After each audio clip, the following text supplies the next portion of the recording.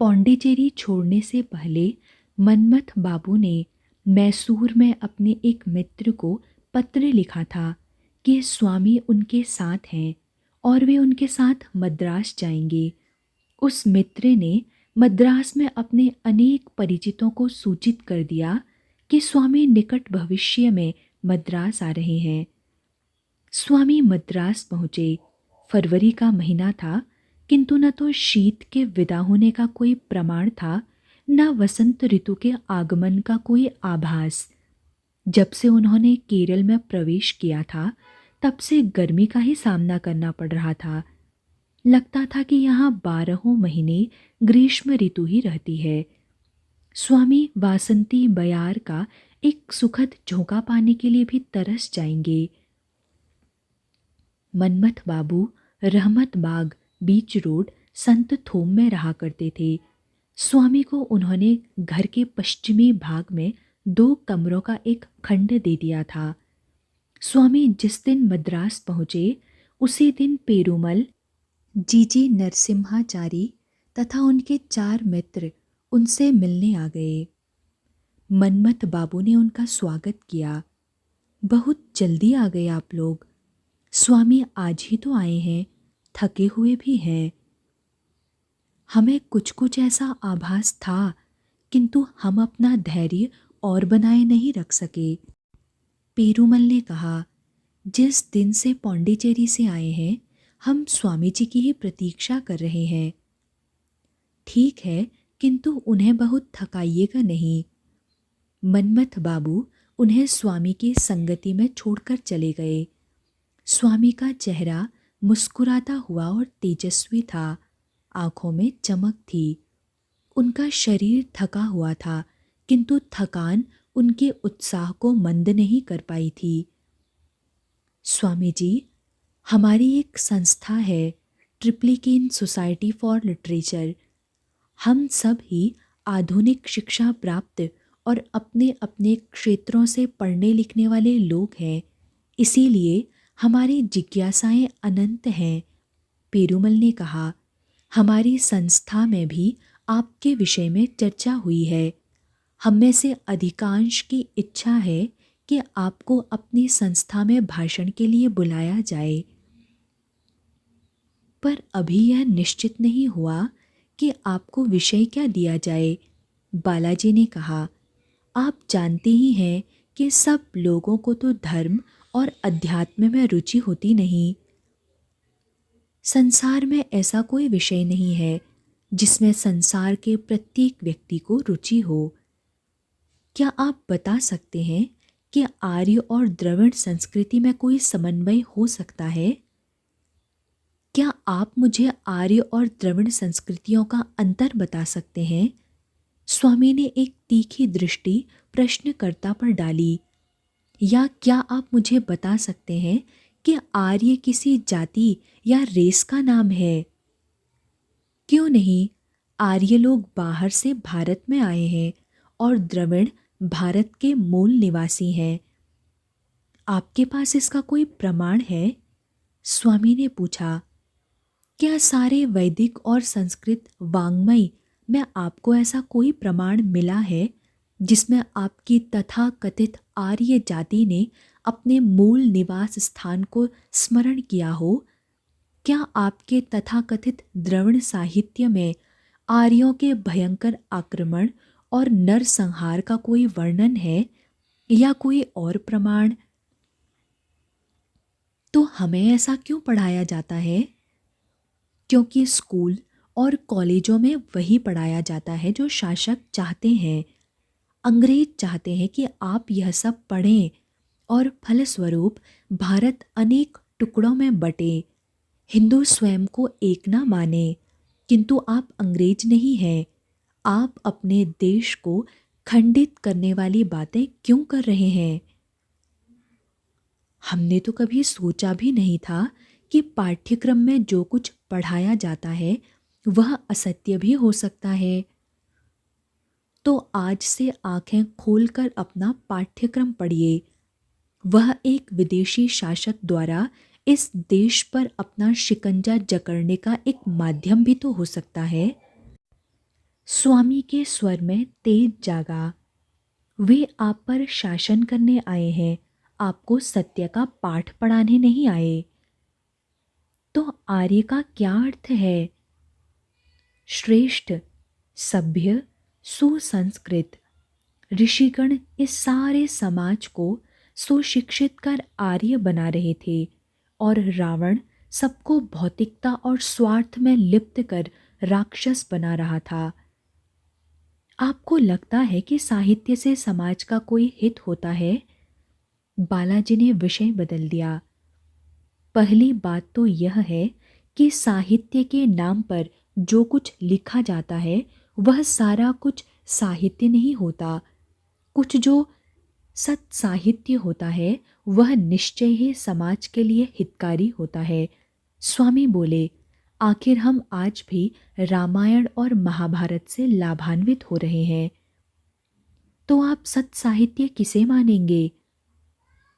जो अपनी कला की रक्षा तो करे किंतु आपकी परंपरा में से सर्वश्रेष्ठ को प्रतिष्ठित करे। स्वामी बोले, जो साहित्य जीवन को कुरूप करता है, जाति का नाश करता है, अपनी परंपरा को ध्वस्त करता है, वह सत साहित्य कैसे हो सकता है?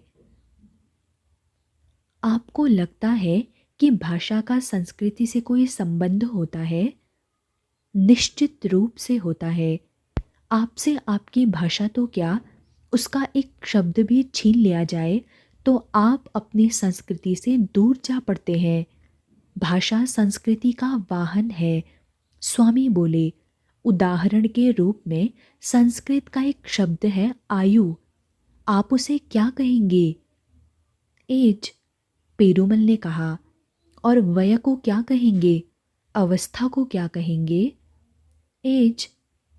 अब देखिए, आयु का अर्थ है पूर्ण जीवन का वह काल जो जीवात्मा ब्रह्मा से लिखा कर लाया है। वह नियत है। आयु जन्म के समय ही निश्चित होती है, अथवा ऐसे कहिए कि आयु निश्चित कराकर ही जीवात्मा जन्म लेता है। आप सत्य कह रहे हैं। तो यह शब्द बताता है कि हम उस संस्कृति से संबद्ध हैं जो यह मानती है कि जीवात्मा अपनी नियति के साथ आता है। ठीक, आयु किस आधार पर नियत होगी? उसका कोई कारण भी तो होगा। पूर्व जन्म के कर्म। तो आप यह मानकर चल रहे हैं कि पूर्व जन्म भी होता है और उसके कर्मों का फल जन्म जन्मांतरों में जीवात्मा के साथ चलता है। जी, तो आप जन्म जन्मांतर और कर्म सिद्धांत दोनों में विश्वास करते हैं? जी, तो एक स्थिति वह भी होगी जब कर्म फल अभी आरंभ नहीं हुआ था। अवश्य, तब जीवात्मा ने कर्म नहीं किया था, कामना नहीं की थी, तब वह शुद्ध आत्मा थी। जी, तब हम आत्मा के स्वरूप पर विचार करते हैं और इस निष्कर्ष पर पहुंचते हैं कि जब तक किन्हीं भी कारणों से आत्मा के साथ सूक्ष्म शरीर नहीं जुड़ जाता, तब तक वह मन, बुद्धि और अहंकार से संबद्ध नहीं होती। तब तक वह शुद्ध आत्मा है, परमात्मा का अंश है। ठीक कह रहे हैं आप। तो एक शब्द आयु के साथ एक संस्कृति के चिंतन के इतने पहलू जुड़े हुए हैं। शताब्दियों की अपनी तपस्या से मनीषियों ने उस शब्द में ये अर्थ भरे हैं। यदि वह शब्द आपकी भाषा में से विलुप्त हो जाता है तो आप एक शब्द नहीं, बहुत कुछ खो रहे हैं। स्वामी हंसे। तुम कुछ नहीं पूछ रहे नरसिम्हाचारी? तुम्हारी इस चर्चा में कोई रुचि नहीं है क्या?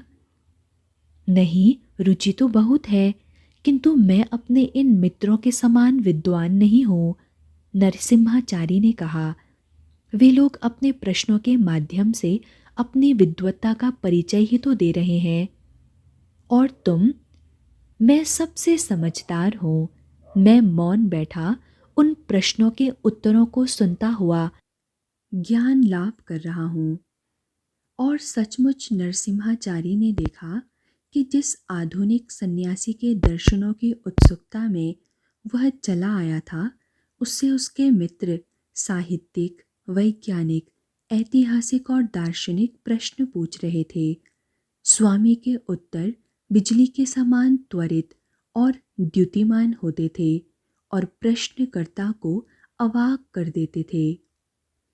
मैंने पौंडीचेरी में भी आपसे अपनी ट्रिप्लिकेन साहित्य समिति की चर्चा की थी, पेरुमल ने कहा। हमारी महत्वाकांक्षा है कि वह जीवन के महत्वपूर्ण विषयों पर गंभीर चर्चा करने वाली अत्यंत सक्रिय संस्था बने। उसके लिए हम प्रत्येक क्षेत्र के महत्वपूर्ण लोगों को अपने यहाँ आमंत्रित कर उसके व्याख्यान करवाते हैं। मैं सी रामानुजाचारी, सी वेंकट रंगा राव, डी आर बालाजी राव, जी जी नरसिम्हाचारी, हम सभी उस समिति के सदस्य हैं। तुम लोग अच्छा काम कर रहे हो, तो फिर आप उसमें व्याख्यान दे रहे हैं ना? पेरुमल ने पुष्टि कर लेनी चाहिए। उससे न केवल हमारा ज्ञान वर्धन होगा, वरन मद्रास की जनता भी आपसे परिचित हो जाएगी। जाने क्या हुआ कि स्वामी अपना चिर परिचित वाक्य मैं सार्वजनिक भाषण नहीं देता नहीं कह सके। वे मौन बैठे रहे। हम इसे आपकी स्वीकृति माने? पेरुमल ने पूछा। स्वामी फिर भी मना नहीं कर सके। उनके भीतर से अस्वीकार नहीं उठ रहा था। बोले, भाषण क्या और व्याख्यान क्या, तुम लोगों से कुछ धर्म चर्चा कर लूंगा। 2 घंटों की चर्चा के पश्चात यात्रा से थके सन्यासी को विश्राम करने का अवसर देने के विचार से पेरुमल और उनके मित्र विदा हो गए। मार्ग भर वे स्वामी के अद्भुत व्यक्तित्व, उनकी विद्वत्ता एवं योग्यता की चर्चा करते रहे। स्वामी विश्राम के लिए लेटे तो उनके मन में एक ही प्रश्न था। उन्होंने सार्वजनिक भाषण के लिए मना क्यों नहीं किया? क्या माँ चाहती हैं कि वे मंच से बोलें, अभ्यास करें? क्या यह शिकागो जाने की तैयारी है? मनमथ बाबू का घर नगर के युवा और वृद्धों के लिए, अध्यापकों और छात्रों के लिए, परंपरावादी पंडितों और आधुनिकतावादी विद्वानों के लिए बौद्धिक चर्चा और जिज्ञासा का तीर्थ हो गया। स्वामी को भी वराहनगर मठ छोड़ने के पश्चात पहली बार यहाँ विश्वविद्यालयों में शिक्षित युवकों की संगति मिली थी। उन्होंने पाया कि वे युवक अपने देश की सेवा करने के इच्छुक थे, किंतु अभी दिशा और मार्ग से परिचित नहीं थे। शायद वे प्रतीक्षा में थे कि कोई आए और उन्हें किसी महान कार्य में नियुक्त करे। स्वामी अत्यंत आनंदित थे। किसी ने पूछा, वेदांतिक चिंतन के होते हुए भी हिंदू मूर्ति पूजक क्यों हैं? चपला सरीखी दमकती आंखों से स्वामी ने प्रश्नकर्ता की ओर देखा और कहा, क्योंकि हमारे पास हिमालय है। श्रोता की समझ में नहीं आया। यह उसके प्रश्न का उत्तर था क्या? नहीं समझे? स्वामी ने पूछा। नहीं, श्रोता ने सिर हिला दिया। हमारे पास प्रकृति इतने सुंदर रूप में है कि मनुष्य उसको देखकर मुग्ध होकर उसकी पूजा किए बिना रह ही नहीं सकता। स्वामी बोले, तो मूर्ति पूजा तो होगी ही। हिमालय सुंदर है, पर यूरोप में भी आल्प्स है, श्रोता ने कहा। उनके पास आल्प्स तो है, किंतु न सौंदर्य देखने वाली भारतीय आंखें हैं, न हमारे जैसा भावना प्रधान हृदय है, स्वामी ने कहा। और किसी ने भी अपने देश की वैसी कल्पना की है जैसी हमने भारत माता के रूप में की है? श्रोताओं को लगता था कि स्वामी शालीनता, विनय, स्पष्टवादिता और प्रामाणिकता के समन्वय थे किसी समय वे ऐसे पंडित से क्षमा याचना कर लेते थे जो उनका निरंतर अपमान करता रहा हो, और किसी समय अपने श्रोताओं को अपने तर्क से बचने का कोई अवसर दिए बिना उन पर प्रभंजन के समान फट पड़ते थे। किंतु सब वह नैसर्गिक और स्वतः स्फूर्त होता था। वे किसी के लिए भी कठोर शब्दों का प्रयोग नहीं करते थे, किंतु आवश्यक होने पर वे आलोचना से चूकते नहीं थे। एक पंडित ने पूछा, समयाभाव के कारण क्या संध्या वंदन त्यागने में कोई हानि है? क्या? स्वामी ने जैसे तड़प कर उग्र रूप धारण कर लिया। प्राचीन काल के वे विराट पुरुष, वे पुराण ऋषि जो समयाभाव के कारण मंथर गति से चलते नहीं, भूमि को फलांगते थे, उनके विषय में सोचकर ही आप एक भुनगे के रूप में संकुचित हो जाएंगे। उन ऋषियों के पास समय था और आपके पास समय नहीं है। एक पश्चिमीकृत मस्तिष्क के हिंदू ने अपमानजनक ढंग से कहा, वैदिक ऋषियों की निरर्थक शिक्षाएं। स्वामी ने उसे वाक्य पूरा भी नहीं करने दिया, उस पर वज्र के समान टूट पड़े। अपने पूजनीय पूर्वजों की इस प्रकार चर्चा करने का तुम्हारा साहस कैसे हुआ? थोड़े से ज्ञान ने तुम्हारे मस्तिष्क को कुचल डाला है। तुमने ऋषियों के विज्ञान की परीक्षा की है? तुमने कभी वेद पढ़े भी हैं? ऋषियों ने संसार को चुनौती दी है। साहस है तो उस चुनौती को स्वीकार करो, उनके निष्कर्षों की परीक्षा करो। जिन लोगों ने स्वामी को मद्रास में सुना, वे यह देखकर चकित थे कि स्वामी वेदों और वेदांत को विज्ञान के रूप में प्रस्तुत करते थे और अपने व्यक्तिगत जीवन में उसे चरितार्थ कर बताते थे। अभी वे वाल्मीकि, कालिदास और भवभूति का गुण बखान रहे होते थे और दूसरे ही क्षण वे होमर, विर्जिल, शेक्सपियर और बायरन की चर्चा कर रहे होते थे। वे ट्रोजन, पांडवों, हेलेन और द्रौपदी की एक सांस में ही चर्चा कर सकते थे। अभी वे ग्रीक कला की इंद्रिय ग्राह्यता की चर्चा कर रहे होते थे और दूसरे ही क्षण वे हिंदू कला और संस्कृति की इंद्रियातीत स्थिति को प्रतिष्ठित कर रहे होते थे। आप हिंदुओं के किस संप्रदाय के अनुयायी हैं स्वामी जी? मैं हिंदू हूँ। सारे संप्रदाय मेरे अपने हैं। हिंदुओं के सारे संप्रदाय जिस सिद्धांत को मानते हैं, मैं उस सिद्धांत को मानता हूँ। वेदांती हूँ मैं। वेदांती हूँ ताकि हिंदुओं के किसी भी संप्रदाय के लिए पराया ना हो जाऊं। वेदांती हैं तो अद्वैत के माध्यम से आप यह घोषणा करते हैं कि आप और ईश्वर एक ही हैं। एक सज्जन हंसे, तब तो आप सब प्रकार के बंधनों से मुक्त हो गए। ईश्वर पर बंधन कैसा? कोई मर्यादा नहीं, कोई बंधन नहीं, कोई दायित्व नहीं। आप कुछ अनुचित भी करें, धर्म के मार्ग से विचलित भी हो जाएं, तो भी आपको रोकने वाला कौन है? स्वामी का स्वर निष्कंप दीपशिखा के समान स्थिर और दृढ़ था। यदि मैं निष्ठा से विश्वास करता हूँ कि मैं ईश्वर का अंश हूँ, मैं और ईश्वर तत्वतः एक ही हैं, तो मैं अपने आप ही पाप से घृणा करूँगा। मुझे किसी बंधन की आवश्यकता ही नहीं है। युद्ध सत्व को तमोगुण आच्छादित नहीं कर सकता।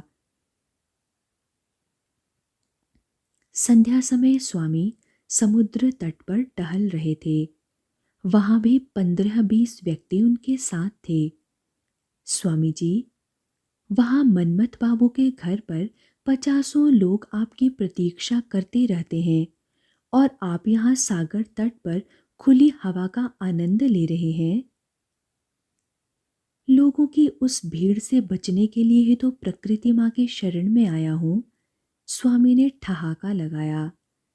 पर तभी उन्होंने माँ प्रकृति की गोद में मछुआरों के बुभुक्षा पीड़ित नंग धंगड़ बच्चों को कमर तक जल में डूबकर अपनी माताओं के साथ काम करते देखा। उनकी आंखों में अश्रु आ गए, स्वर भरा गया। हे मेरे प्रभु, तुम ऐसे दीनहीन जीवों की सृष्टि क्यों करते हो? मैं उनको देख नहीं सकता। कब तक हे प्रभु, कब तक? लगा वे भी उन बच्चों के साथ मछलियां पकड़ने के लिए चले जाएंगे। आइए हम दूसरी ओर चलें, अलासिंगा पेरुमल ने कहा। चिंगा, तुम मुझे बच्चा समझकर बहलाना चाह रहे हो? अलासिंगा को अच्छा लगा स्वामी उसे चिंगा कहकर संबोधित कर रहे थे।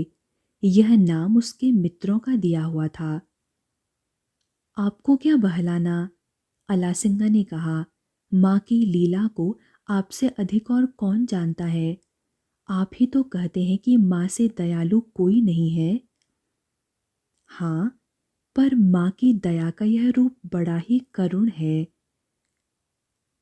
स्वामी के पास विभिन्न वर्गों और दलों के युवा आ रहे थे। वे लोग प्रायः किसी न किसी समाज सुधार आंदोलन से प्रभावित थे। समाज में कोई नई क्रांति कर देने को आतुर व्याकुल थे। स्वामी ने उन्हें देखा और सहम गए। वे लोग गलत दिशा में जा रहे थे। वे सुधार का एक ही अर्थ जानते थे, अपनी समग्र परंपरा का तिरस्कार, नकार, ध्वंस, अपना ही विनाश।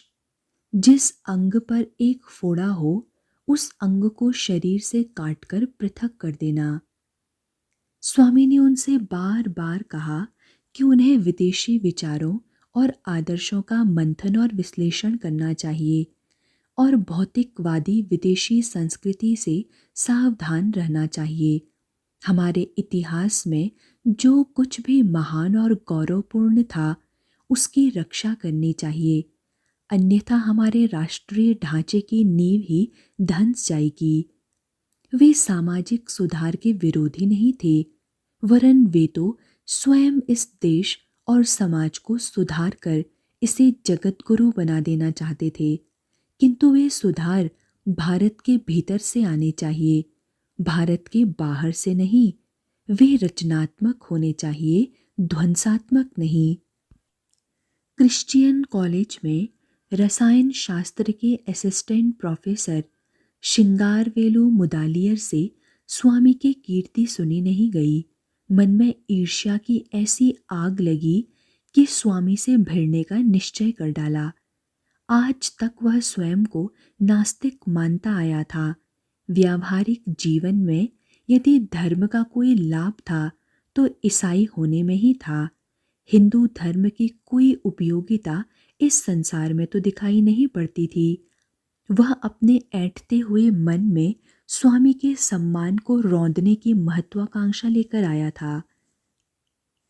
देखिए स्वामी जी, उसने कहा, संसार में कितने सुख आराम है, प्रेम है, संबंध है, धन संपत्ति है, वस्त्राभूषण है, खेत खलिहान है, और आप इन सब की ओर से आंखें मूंदे उस ईश्वर की ओर देख रहे हैं जो कहता है कि संसार के सुख त्याग दो।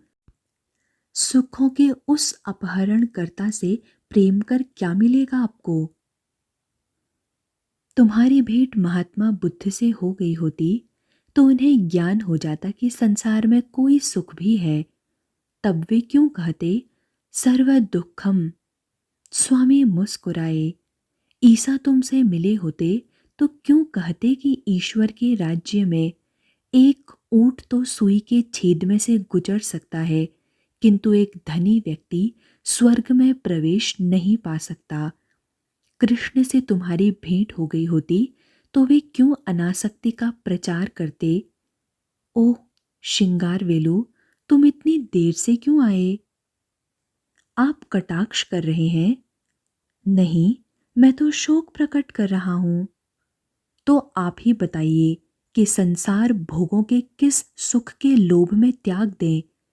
क्या है संसार में जिसे पाने के लिए इंद्रियों का भोग छोड़ दें? जाओ, किसी बच्चे को समझा आओ कि उसके मिट्टी के घोड़े से अधिक मूल्यवान वस्तुएं भी संसार में हैं। वह उस घोड़े को त्याग दे और वास्तविक घोड़ा प्राप्त करने का प्रयत्न करे। स्वामी बोले, तुम भी उस बच्चे के ही समान हो, अपना मिट्टी का घोड़ा नहीं छोड़ोगे। श्रृंगारवेलु स्तब्ध रह गया। सचमुच वह इतना अज्ञानी है कि वह जानता ही नहीं कि इस सृष्टि में वास्तविक सुख क्या है। किसी कुत्ते को समझा सकते हो कि संसार में एक से बढ़कर एक पकवान है, वह सूखी हड्डी को चबाना छोड़ दे, क्योंकि हड्डी को चबाकर वह जिस रस का अनुभव कर रहा है वह और कुछ नहीं, उसके अपने मसूड़ों का रक्त है। नहीं, कुत्ते को तो यह नहीं समझाया जा सकता। श्रृंगार वेलू के मुख से अनायास ही निकल गया, पर मैं कुत्ता नहीं हूं। मैंने तुम्हें कुत्ता कब कहा मेरे बच्चे? मैं तो कुछ उदाहरण दे रहा था। स्वामी हंसे। कीचड़ का कीड़ा कभी कल्पना नहीं कर सकता कि साफ सुथरा फर्श कीचड़ से अधिक सुखकर हो सकता है। आप मुझे विभिन्न प्रकार की गालियां दे रहे हैं। नहीं मेरे बच्चे, मैं तुमसे प्रेम करता हूँ, चाहता हूँ कि तुम्हारी हठ धर्मी छूटे और तुम ज्ञान के संसार में प्रवेश करो। आपके सामने मेरी हठ धर्मी क्या चलेगी? श्रृंगारवेलु मुस्कुराया। मैं तो आपके एक ही तर्क से पराभूत हो गया। मुझे आप अपना एक निष्ठावान शिष्य समझें। सचमुच तुम बहुत प्यारे और निर्मल बुद्धि के अबोध शिशु हो। तुम्हारा नाम श्रृंगारवेलु किसने रख दिया? तुम्हारा नाम तो किडी होना चाहिए था। स्वामी हंसे। सीजर ने कहा था, मैं आया, मैंने देखा और मैं विजेता हो गया। किंतु किडी आया, उसने देखा और वह पराजित हो गया। वी सुब्रमण्या अय्यर भी अपने कुछ सहपाठियों के साथ मनमथ बाबू के घर कुछ तमाशा करने का सुख प्राप्त करने आया था। उस समय स्वामी अर्ध निद्रित और अर्ध जागृत सी अवस्था में हुक्का पी रहे थे। लगता था कि किसी गहरी सोच में है। उनकी मुद्रा ही ऐसी थी कि व्यवधान उपस्थित करने का साहस करना कठिन था। किंतु सुब्रमण्या के साथियों में साहस की कमी नहीं थी। जो अधिक साहसी था वह आगे बढ़ा और उसने पूछा, सर, भगवान क्या है? स्वामी हुक्का पीते रहे, जैसे उन्होंने प्रश्न सुना ही न हो, और फिर अकस्मात ही बोले, मेरे बच्चे, ऊर्जा क्या है? सुब्रमण्या और उसके सहपाठी ऊर्जा की परिभाषा करने लगे और स्वामी उन्हें काटते चले गए। जब कोई भी संतोषजनक परिभाषा नहीं कर पाया तो स्वामी पूर्ण चैतन्य होकर बोले, मेरे मित्रों, जिसका उपयोग तुम प्रतिदिन प्रति क्षण करते हो उसकी परिभाषा तो तुम कर नहीं सकते और मुझसे अपेक्षा करते हो कि मैं ईश्वर की परिभाषा करूं और तुम्हें समझा भी दूं। सुब्रमण्या के साथियों ने कुछ और प्रश्न किए और उन्हें उनके अवाक कर देने वाले उत्तर मिले। अंततः सुब्रमण्या को छोड़ सब लोग चले गए। सुब्रमण्या जाने किस आकर्षण में रुका रहा। संध्या हो गई थी। स्वामी सागर तट पर टहलने के लिए निकल पड़े। उनके साथ उनके शिष्यों का पूरा समूह था। सुब्रमण्या भी उनके पीछे पीछे चल पड़ा। सहसा स्वामी ने पूछा, मेरे बच्चे, वितंडावादी कर सकते हो या तुम कुश्ती भी लड़ सकते हो? सुब्रमण्या इस विचित्र प्रश्न के लिए तनिक भी तैयार नहीं था। अनायास ही उसके मुंह से निकल गया, हाँ, क्यों नहीं? तो आओ, दो दो हाथ हो जाए। स्वामी ने कहा, आपका नाम तो पहलवान स्वामी या एथलीट स्वामी होना चाहिए। सुब्रमण्या हंस पड़ा। स्वामी ने ट्रिप्लिकेन साहित्य समिति में भाषण दिया। वहां मद्रास नगर के चुने हुए 100 बुद्धिजीवी उपस्थित थे। वे लोग इस निष्कर्ष पर पहुंचे थे कि स्वामी अभूतपूर्व वक्ता थे। उनके उस आकर्षण व्यक्तित्व में असाधारण, विराट और चमत्कारिक बौद्धिकता, विराट ज्ञान, राष्ट्रभक्ति की उद्दाम ज्वाला, चुलबुला परिहास और अकुंठ संन्यास का भाव संचित था। वहीं अलासिंगा पेरुमल ने यह प्रस्ताव रखा कि शिकागो में होने वाली धर्म संसद में हिंदू धर्म का प्रतिनिधित्व करने के लिए स्वामी को भेजा जाए। सारी सभा ने मुक्त कंठ से प्रस्ताव का समर्थन किया। चारों ओर से जैसे जय जयकार होने लगा। उस उत्साह को देखकर स्वामी स्वयं चकित थे। सभा के अंत में स्वामी ने पूछा, चिंगा, यह सब क्या था? क्या तुम पहले से योजना बनाकर आए थे? यह बैठक क्या किसी उद्देश्य से बुलाई थी? अलासिंगा मुस्कुराया। निश्चय करके तो नहीं आए थे, किंतु मन में तो था ही। मैंने आपको पौंडीचेरी में ही कहा था। पर यहाँ इस घोषणा का लाभ? यह तो जनमत जानने के लिए है, अलासिंगा ने कहा। हमने जान लिया है कि लोग इस प्रस्ताव के पक्ष में हैं, किंतु तुम्हारी ट्रिप्लिकेन साहित्य समिति यह निर्णय कैसे कर सकती है? तुम्हारी संस्था का सामर्थ्य है इतना खर्च उठा सके?